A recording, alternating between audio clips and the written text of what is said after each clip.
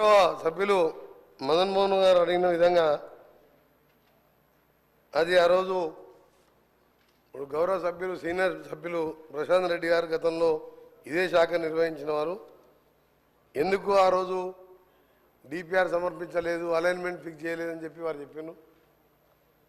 దాని తర్వాత ఈ 2013 నుంచి ఇప్పటి వరకు 21లో గడ్కరీ గారు ఫౌండేషన్ వేసిన వికారాబాద్ మోయినాబాద్ టెండర్ అయ్యి కూడా మీరు దాని అలైన్మెంట్ ఫిక్స్ చేయలే, ల్యాండ్ ఎక్వేషన్ చేయలే.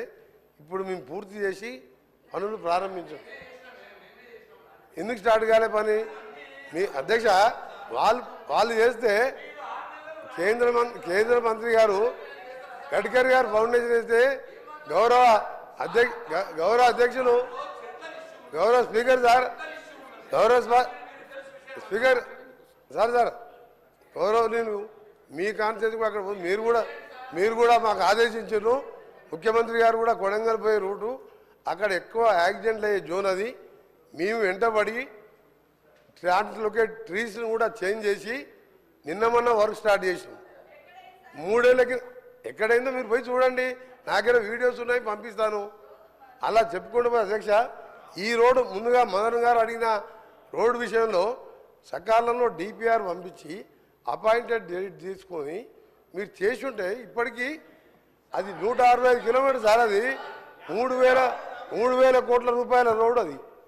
ఆ రోడ్డు మీరు దాని మీద రివ్యూ చేసి చర్యలు తీసుకుంటే ఇప్పటికి స్టార్ట్ అయ్యేది. అప్లోడ్ మన చేతులు ఉంటుంది సార్. అది గౌరవ సభ్యులు తెలుసుకోవాలి. సభ్యులు మీరు మినిస్టర్గా 5 ఏళ్ళు చేసిను. ఇక మీ అనుకుంటే ఎక్కువ నేను విమర్శించదలుచుకోలే. ఇప్పుడు అయిపోయిన దాని గురించి మాట్లాడి సమయం వృధా అధ్యక్ష. 10 ఏళ్లలో రాష్ట్రంలో రోడ్లను విధ్వంసకరంగా చేసి గుంత లేని రోడ్లు లేదు అధ్యక్ష. గతంలో కేటీఆర్ గారు గౌరవ సభ్యులు ఎక్కడైనా గుంత చూపి 1000 రూపాయలు ఇస్తున్నారు. మేము పోయి చూద్దాం అధ్యక్ష. ఈరోజు కూడా మేము ఇప్పుడిప్పుడే గుంతలు పూడుస్తున్నాం. రోడ్లు లేని అధ్యక్ష. గుంతలు లేని రోడ్డు ఎడుతున్నాం. మనకు సమయం ఇచ్చేది కాదు. రాష్ట్ర ప్రజలందరూ రోడ్ల మీద తిరుగుతున్నాం. సభ ద్వారా వాళ్ళు వింటున్నారు.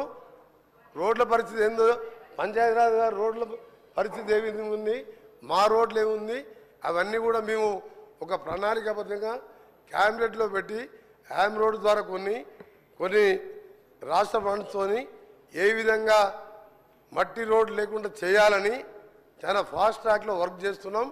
అందులో మీకు కొన్ని విషయాలు చెప్పాలి అధ్యక్ష. మొన్న కూడా ఉదాహరణకు చెప్తున్నా.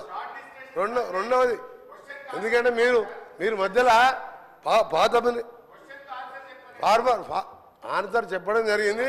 మీ మాజీ మంత్రి గారు సార్ రోడ్లు అనేది చాలా ముఖ్యం సార్.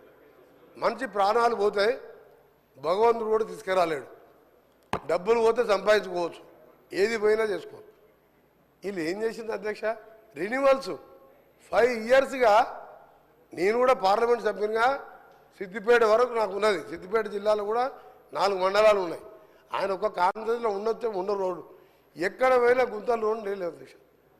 5 ఏళ్లలో విధ్వంసం చేసి ఈరోజు ఆ బాధ్యత మేము తీసుకొని ఒకవైపు కేంద్ర ప్రభుత్వం దగ్గర ఎప్పటికప్పుడు చేస్తూ ఎంతెందుకు అధ్యక్ష, హైదరాబాద్ సెంటర్లో ఉప్పల్ నుంచి గట్కేసర్ పోయి అరే మీకు మీరు చెప్పే నిజాలంటే ప్రజలు ఎక్కడ మిమ్మల్ని అర్థం చేసుకుంటారు అని మీరు ఉప్పల్ నుంచి అక్క 6.5 ఎకరాల 6.5 కిలోమీటర్ ఫ్లైఓవర్ అధ్యక్ష. 6.5 ఏళ్ళు అయింది. 6.5 ఏళ్ళు అయింది అధ్యక్ష. సేమ్ మొన్న కూడా 6.5 సంవత్సరాలు. ఎగ్జాంపుల్ చెప్తున్నా. మధ్యలో గతంలో గౌరవ సభ్యులు ప్రశాంత్ రెడ్డి గారు లేచింది కాబట్టి పాదయ్య చెప్పవలసి వచ్చింది. నేను ఆయన గౌరవ సభ్యులు ఫ్లైఓవర్ అధ్యక్ష 7 కిలోమీటర్ల అధ్యక్ష 7 కిలోమీటర్ల ఫ్లైఓవర్లో పిల్లర్ చేసి పెట్టిన ఒక స్లాబ్ వేయలే. ఆ కాంట్రాక్టర్ మీద చర్యలు తీసుకోకుండా ఈరోజు కాంట్రాక్టర్ నొప్పించి నేను దాన్ని మనం స్టార్ట్ చేయించిన. హైదరాబాద్ విజయవాడ రోడ్డు జాతీయ రహదారిగా 6 లేన్ చేసేది ఉండే. మీకేమైనా రోడ్ల మీద ఐడియా ఉందా? ఎంతసేపు పైసలు వచ్చాయి కాళేశ్వరం తప్ప మీకు రోడ్ల మీద మీకు తెలుసా? కాళేశ్వరం మిషన్ భగీరథ ఒక్క రోడ్ వేసావా? ఒక్కసారి సార్ చాలా ఇంపార్టెంట్ సార్. మీరు గౌరవనీయులు మాజీ ముఖ్యమంత్రి గారు పోయే అధ్యక్ష ఎంత బాధ అనిపిస్తుందంటే ఫామ్ హౌస్ పోతానికి 6 రూట్లలో 700 కోట్లతో ఎక్స్ప్రెస్ హైవేలు వేసుకున్న అధ్యక్ష. ఆర్ఎండ్బి మినిస్టర్ గారు నా భువనగిరి పార్లమెంట్ పక్కకు వస్తుంది.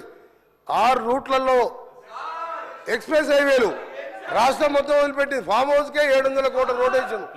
అందుకనే గౌరవ సభ్యులు మన హరీష్ బాబు గారు చెప్పే విషయంలో కూడా తప్పకుండా రాజీవ్ రహదారిని దాని మీద మననే గౌరవ ముఖ్యమంత్రి గారు నేను ఇప్పుడు మా మదన్ చెప్పిన రోడ్డు కానివ్వండి, శ్రీశైలం పోవడానికి కల్వకుర్తికి వెళ్ళి శ్రీశైలం వరకు 62 కిలోమీటర్ల ఎలివేటెడ్ కారిడార్ కూడా ఇన్ ప్రిన్సిపల్ అప్రూవ్ చేయించి డిపిఆర్కి ఆర్డర్ ఇవ్వడం జరిగింది.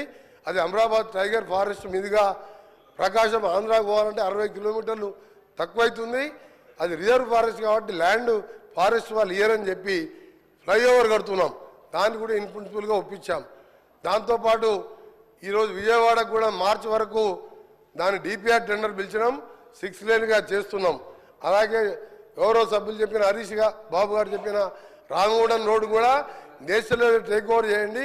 2035 వరకు ఉన్న అది టర్నింగ్స్తో రోడ్డు కూడా సేఫ్టీ లేదు, దాన్ని కూడా నేషనల్ హైవే తీసుకోవాలని ప్రయత్నం చేస్తున్నాం. తప్పకుండా రాష్ట్రంలో ఒకటే అధ్యక్ష మా టార్గెట్ అన్ని ప్రాజెక్టుతో ప్రతి విలేజ్ నుంచి మండల కేంద్రానికి సింగిల్ బీటీ రోడ్, మండల కేంద్రానికి వెళ్ళి district head quarter double 2 lane road. వీళ్ళు 10 ఏళ్ళల్లా చేసింది ఏమీ లేదు అధ్యక్ష. చేసిన 99% అట్లా చెప్పడానికి కూడా కొంచెం అధ్యక్ష వీళ్ళ ఒక నిమిషం అధ్యక్ష 99% అయిపోతే మాకు పనే లేదు అధ్యక్ష. ఇప్పుడు మీకేం పని ఉంది? మీరు ఆర్ఎండ్బి శాఖ మంత్రిగా అధ్యక్ష వారు మా గౌరవ సభ్యులంటే ప్రశాంత్ రెడ్డి గారిని మాకు గౌరవం. వారు ఆర్ఎండ్బి శాఖ మంత్రిగా కేసీఆర్ గారికి చాలా దగ్గర మనిషి. చండీ యాగాలు రుద్ర యాగాలు చేసి కానీ రోడ్ల గురించి ఎప్పుడు పట్టించుకోలే. నువ్వు 99% చేస్తే నాకేం పని ఉండే? మా సీతక్కకేం పని ఉండే? ఒక్క రోడ్ లేదు అధ్యక్ష. ఆయన 99% చేసినట్ట ఉప్పల్ రోడ్ అధ్యక్ష. సార్ దానికి టైం ఇవ్వాలి సార్. ఉప్పల్ సెంటర్ పోదాం అధ్యక్ష. లక్షల మంది రోజు వరంగల్ పోతారు, భువనగిరి పోతారు, యాదగిరి కూడా 1,00,000 మంది భక్తులు పోతారు. 7 ఏళ్ళు అయింది. ఏంది అధ్యక్ష ఈ గవర్నమెంట్ 10 ఏళ్ళ గవర్నమెంట్ ఉన్నట్ట పిల్లలు చేసి వదిలిపెట్టిన అధ్యక్ష. నేను కింద రోడ్స్ ఆగండి కొంచెం వాస్తవాలు చెప్పాలి. హరీష్ రావు గారు బాగా చేసిన లేదు. హరీష్ రావు గారు సార్ హరీష్ రావు గారు దయచేసి హరీష్ రావు గారు చెప్తాడు సార్. మీరు ఇంతకుముందు గౌరవ సభ్యులు ఇంతకుముందు ఫీజు రియంబర్స్మెంట్ మాట్లాడదా, ఇది ముఖ్యమైన రోడ్ విషయం. హరీష్ రావు గారికి మీ ద్వారా హరీష్ రావు గారికి మీ ద్వారా రిక్వెస్ట్ చేస్తున్నా హరీష్ రావు గారికి సీనియర్ సభ్యులు హరీష్ రావు గారు రిక్వెస్ట్ చేస్తున్నా సార్. రిక్వెస్ట్ అని చెప్తున్నా కూడా కూర్చుంటలేదు ఆయనకు నిజంగా ఆయనకు మర్యాద ఉంటే నేను రిక్వెస్ట్ అని చెప్తున్నా సార్. నేను రిక్వెస్ట్ చేస్తున్నా. ఉప్పల్కి వెళ్ళి గట్కేశారు సార్.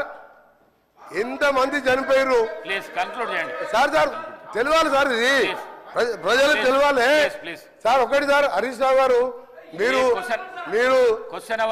సీనియర్ సభ్యులు సార్. క్వశ్చన్ ఎవరైనా ఇంత ఇంపార్టెంట్ క్వశ్చన్ రోడ్లు అనేది చాలా ముఖ్యం సార్. హరీష్ రావు గారికి ఏంటంటే హరీష్ రావు గారికి దబాయించడం ఒకటి తెలుసు అధ్యక్ష. ఆయన దబాయించడం ఒకటి తెలుసు, ఆయన పనిచేసేది తెలియదు సార్. 5 ఏళ్ళు ఇరిగేషన్ మినిస్టర్గా మీరు డిస్టర్బ్ హరీష్ రావు గారు, ఇది పద్ధతి కాదు. నేను ఉన్న రోడ్స్ మీద చెప్తున్నా. ఉప్పల్ నుంచి సార్ అది కూడా వస్తా, ఆడికి కూడా వస్తా చివరిగా ఆడికి కూడా వస్తా. ఫైనల్గా సార్ ఓఆర్ఆర్ అంటే సార్ ఉప్పల్కి వెళ్ళి గట్కేసరికి పోయేది నేను చెప్తే దారి మాట్లాడలే. Please conclude ఇప్పుడు నేను స్టార్ట్ చేయించా. ఇంకొకటి సార్ చివరిగా చెప్తున్నా, హరీష్ రావు గారు నువ్వు ప్రశ్నకు పరిమితం నీకు అరే నువ్వేం చేస్తావా? నువ్వు కమిషన్ తీసుకొని కూలిపోయే కాళేశ్వరం ఎట్లా కమిషన్ తిన్నావు, నీకేం తెలుసు సార్? ఒక నిమిషం లాస్ట్ సార్, లాస్ట్ విషయం ఓఆర్ఆర్ సార్. ఇవాళ హైదరాబాద్ ప్రపంచ పటంలో పెట్టింది కాంగ్రెస్ ప్రభుత్వం. ఓఆర్ఆర్ నిర్మించి 6,500 కోట్ల జైకా ఫండ్స్ తోని 1000 ఎకరాలు సేకరిస్తే ఆ రోడ్డుతోని హైదరాబాద్ కోకాపేట్ ఫైనాన్షియల్ డిస్ట్రిక్ట్ అదే ఏరియాలో ఎయిర్పోర్ట్ కడితే కోకాపేట్ అమ్ముకున్నారు అధ్యక్ష. 1,00,000 కోట్ల విలువ చేసే సార్, ఇది మంచి పద్ధతి కాదు సార్. సార్ నేను ఉన్న వాస్తవాలు చెప్తున్నా, రోడ్లు ఏ చేత కాదు, కూలిపోయే ప్రాజెక్టు కట్టొచ్చు, కమిషన్ తినొచ్చు. నేను ఒకటే చెప్తున్నా అధ్యక్ష, ఓఆర్ఆర్ అమ్ముకొని అందులో 7,000 కోట్లకి 1,00,000 కోట్ల విలువ చేసే ఓఆర్ఆర్ అమ్ముకొని ఒక నిమిషం సార్ 1,00,000 ఈ రోజు సార్ మళ్ళీ చెప్తున్నా, గర్వంగా చెప్తున్నా, గౌరవ ముఖ్యమంత్రి గారు గడ్కరీ గారు సహాయంతో ఈ రోజు రీజనల్ రింగ్ రోడ్ అనే ప్రపంచ స్థాయి స్టాండర్డ్స్ తో రీజనల్ రింగ్ రోడ్ ని వచ్చే మార్చి నాటికి భూసేకరణ చేసి రీజనల్ రింగ్ రోడ్ కూడా ఆర్ఎండ్బి శాఖ ద్వారా నిర్మించబోతున్నాం. హరీష్ రావు గారికి చెప్తున్నా, ప్రశాంత్ రెడ్డి చెప్తున్నా, మీరు చెయ్యలే ఒక్క పని చేయకుండా మీరు వాస్తవాలు చెప్తే భయపడతారు. వాస్తవాలు చెప్తే భయపడతారు. చెప్తున్నా వారు చేయలేని విషయాలన్నీ కూడా సార్. చివరిగా ట్రిపుల్ ఆర్ని రీజనల్ రింగ్ రోడ్ దాదాపు 38,000 కోట్లతోని వచ్చే 4 ఏళ్లలో పూర్తి చేసి హైదరాబాద్ ని ప్రపంచ పటంలో పెట్టాలనేదే మా ప్రభుత్వ లక్ష్యం. Thank you. గౌరవ శాసనసభ్యురాలు శ్రీమతి సబితా ఇంద్రారెడ్డి గారు.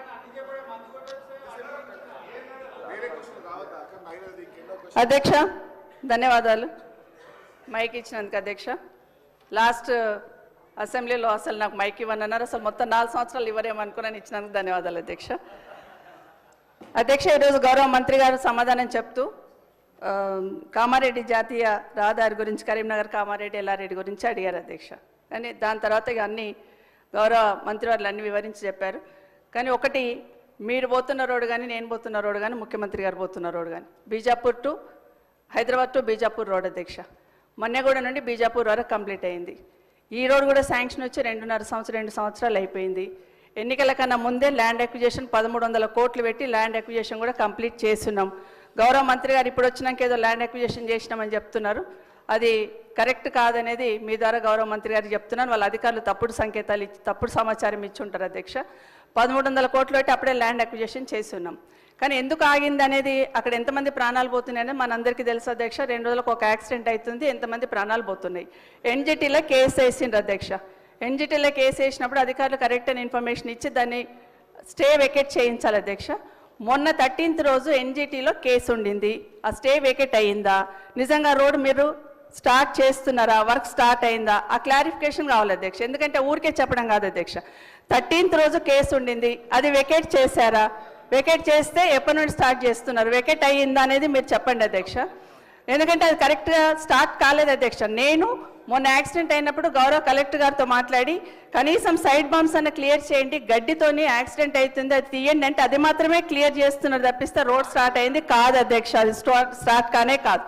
ఒకవేళ నిజంగానే చెట్లు తొలగించడానికి ఇబ్బంది ఉందన్నప్పుడు చెట్లు లేని దగ్గరనన్నా రోడ్ చేస్తామనన్నా క్లారిఫికేషన్ తీసుకొని ఎన్జిటి దగ్గర పర్మిషన్ తీసుకున్నా స్టార్ట్ చేయాలి అధ్యక్ష. మీకు తెలుసు అధ్యక్ష ఎన్ని యాక్సిడెంట్లు అవుతున్నాయి, దయచేసి ఆ రోడ్ మీద క్లారిఫికేషన్ అని గౌరవ మంత్రి గారిని కోరుతా ఉన్నాను అధ్యక్ష. ఇది ఒక్కటే ప్రశ్నకు పరిమితం అయి జవాబు చెప్పండి సభ్యురాలు ప్లీజ్. అంటే సార్ ఎప్పుడు కూడా హౌస్ ద్వారా మీ ద్వారా హౌస్ ద్వారా ప్రజలను మిస్గైడ్ చేయొద్దు. ప్రాజెక్ట్ కాస్ట్ ఈజ్ 800 కోట్లు, ల్యాండ్ ఎక్విజిషన్కు 1,300 కోట్లు వాళ్ళ ప్రభుత్వంలో చెల్లించిన అధ్యక్ష. నిజంగా చెప్పడానికన్నా 130 కోట్లు ల్యాండ్ ఎక్విజిషన్ పే చేసిండు, అప్పటికి అపాయింటెడ్ డేట్ రాలేదు, ఎన్జిటీలో స్టే ఉన్నది, స్టే మన వెకేట్ చేపించి స్టే వెకేట్ చేపించి స్టే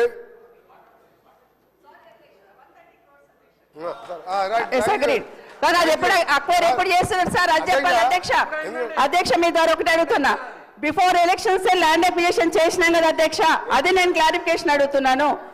అప్పటి నుండి జరుగుతుంది కదా, ఎన్జిటీలో కేసు ఏమైందని సూటిగా అడుగుతున్నాను అధ్యక్ష. 240 కోట్లే శాంక్షన్ రోడ్కి, 130 కోట్లు ల్యాండ్ అక్విజిషన్ చేసుకున్నాము, అది కరెక్ట్ అధ్యక్ష, అయిపోయింది కంప్లీట్. కానీ ఎప్పటి నుండి ఎప్పుడు వెకెట్ అవుతుంది ఎన్జిటీలో మాత్రమే అడుగుతున్నాను అధ్యక్ష. సార్ ఎన్జిటీలో క్లియర్ అయింది. 28/11 రోజు అపాయింటెడ్ డేట్ ఇచ్చిండ్రు. 29th రోజు ఈ 29 మొన్న నవంబర్ మొబైలైజేషన్ వర్క్ స్టార్ట్ అయింది. వారు అదే జిల్లా వారు ఇప్పుడు పోయి చూసుకోవచ్చు వర్క్ నడుస్తుందా లేదా. మీరు ఎప్పుడు కూడా వాస్తవాలు ఒప్పుకోవాలి. గట్కేసర్ ఫ్లైఓవర్ 7 ఏళ్ళు అయింది.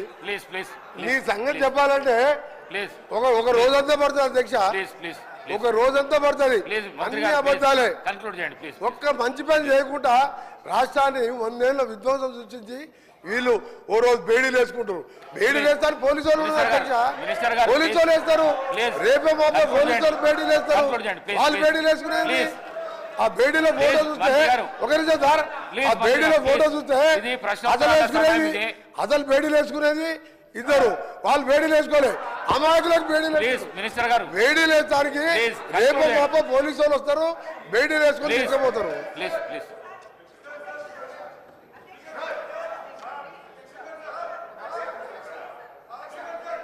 హరీష్ రావు గారు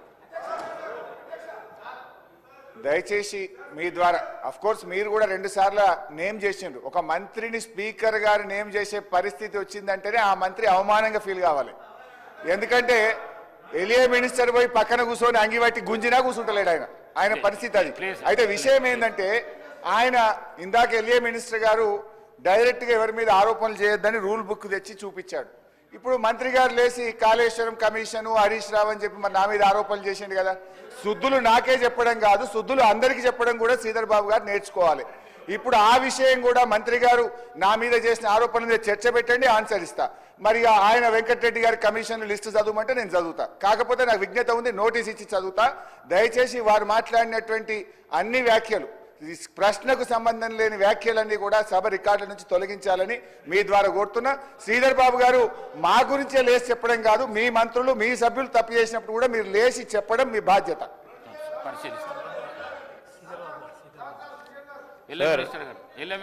సభా సాంప్రదాయాలకు సంబంధించి రూల్స్ ప్రొసీజర్కి సంబంధించిన అంశం విషయంలో మేము వారికి కూడా తెలియజేస్తామని అధ్యక్ష, ఎవరైనా రూల్స్కి కానీ ప్రొసీజర్స్ కానీ కన్వెన్షన్స్ కానీ విరుద్ధంగా పోతే తప్పకుండా మీరు వారిపైన చర్య తీసుకునే అధికారం ఉంది.